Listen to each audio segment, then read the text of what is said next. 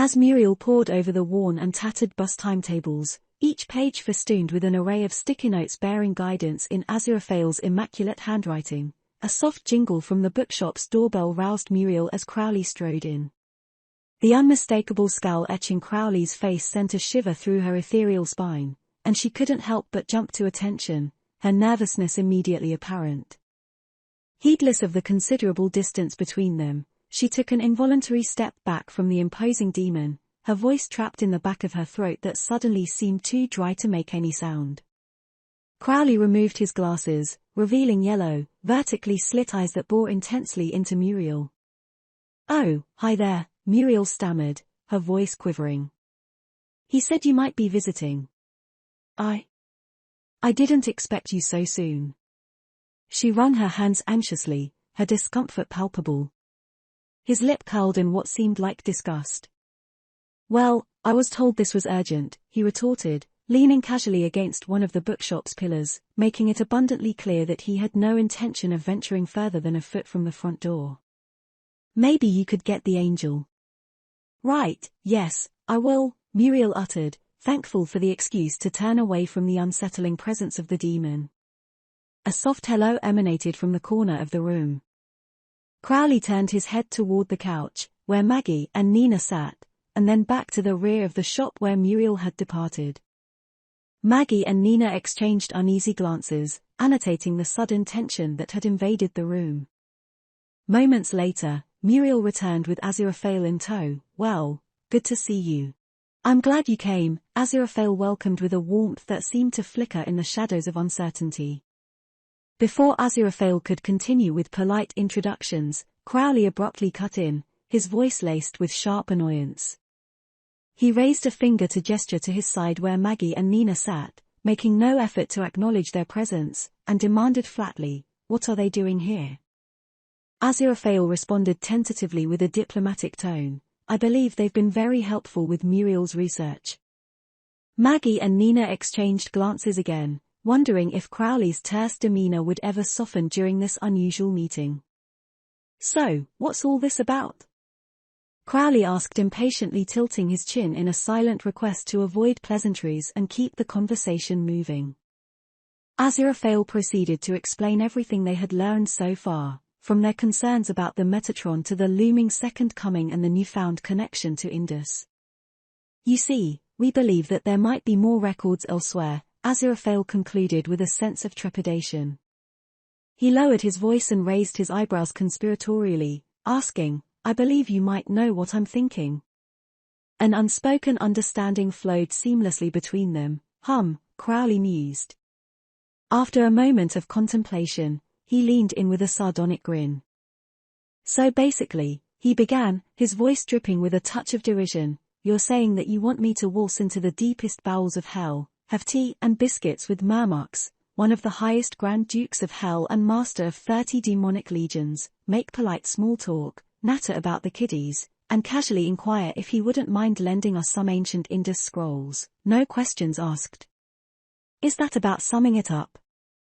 Aziraphale couldn't help but appreciate the succinct, albeit dark summary. "Well, I dare say it might require a bit more subtle planning, but yes," he conceded. Crowley shrugged noncommittally. "Yeah, all right." "You mean you're going to help us?" Maggie asked, a note of hope in her voice. His eyes still fixed forward, Crowley sighed, his expression darkening. "I don't think this will be a walk in the park for me either. I mean, the Second Coming, that's just Armageddon rebranded, isn't it? It's like hitting Ctrl-Alt-Delete on existence." Muriel, excited by her newfound understanding of human technology, exclaimed, "Oh, I know that one," but quickly retreated into the shadows, silenced by Crowley's snapped glare. Aziraphale pondered the situation, his brow furrowing. "But how could we gain access to their archives? It won't be as simple as checking out a book from the library. We'll need to formulate some sort of plan." Crowley took a deep breath. The only demon who could even approach Murmux's archives without raising suspicion would be Furfur. He could pop in without a fuss. "But Crowley," Aziraphale interjected with concern, "Furfur loathes us. He's hardly likely to trust you, is he? Crowley smirked devilishly. Don't you worry, I've earned some favor recently for assisting an entrepreneur that must not be named. He chuckled to himself at the pun. Nina's shock was overwhelming. That was you, she exclaimed in sheer disbelief. Her attention suspended on Crowley, her fingers twitching with the urge to confront him, but Maggie's soothing touch on her lap served as a grounding lifeline. Maintaining his unwavering gaze on Aziraphale, Crowley raised an eyebrow and affirmed, "Yep. Leave it with me." Repositioning his glasses, with a subtle final adjustment, he signaled his readiness to depart and headed for the door. Aziraphale, still worried, called after him as he reached for the doorknob, "But Crowley, we need to come up with a plan. You can't do this alone." Crowley, his hand already on the door, waved dismissively. "Leave it with me," he reiterated curtly, as the door closed behind him. Left in silence, the remaining four exchanged concerned glances. Nina finally broke the silence with a touch of irony. "Well, he's as charming as ever." Aziraphale nodded absent-mindedly in agreement, his usually serene expression now tinged with apprehension. He instinctively wrapped an arm across his waist, fingers brushing the phantom sensation in his side, an echo from Crowley's knuckles imprinted only a few hours ago.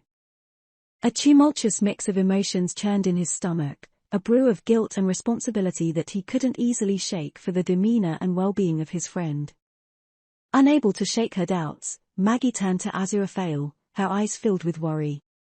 "Are you sure we can trust him, Mr. Fell?" "He doesn't. I'm sorry, but he doesn't seem well." Muriel, attempting to quell Nina and Maggie's growing nervousness, offered her perspective. "Well, he is a demon," she remarked, though the expressions on their faces indicated they were far from comforted by this reminder. Aziraphale considered his words carefully, understanding the gravity of the situation. "I'm certain we can still trust him, my dear. Trust is a fickle thing when dealing with demons," he admitted with a heavy heart.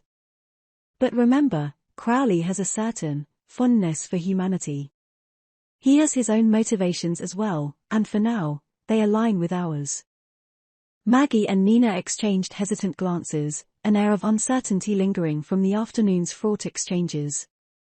Sensing the collective trepidation, Aziraphale reassured them with a warm smile. "Do not worry. I must head back, so please ensure you lock the door. Keep an eye on each other, and Muriel, do let me know when Crowley returns, won't you?"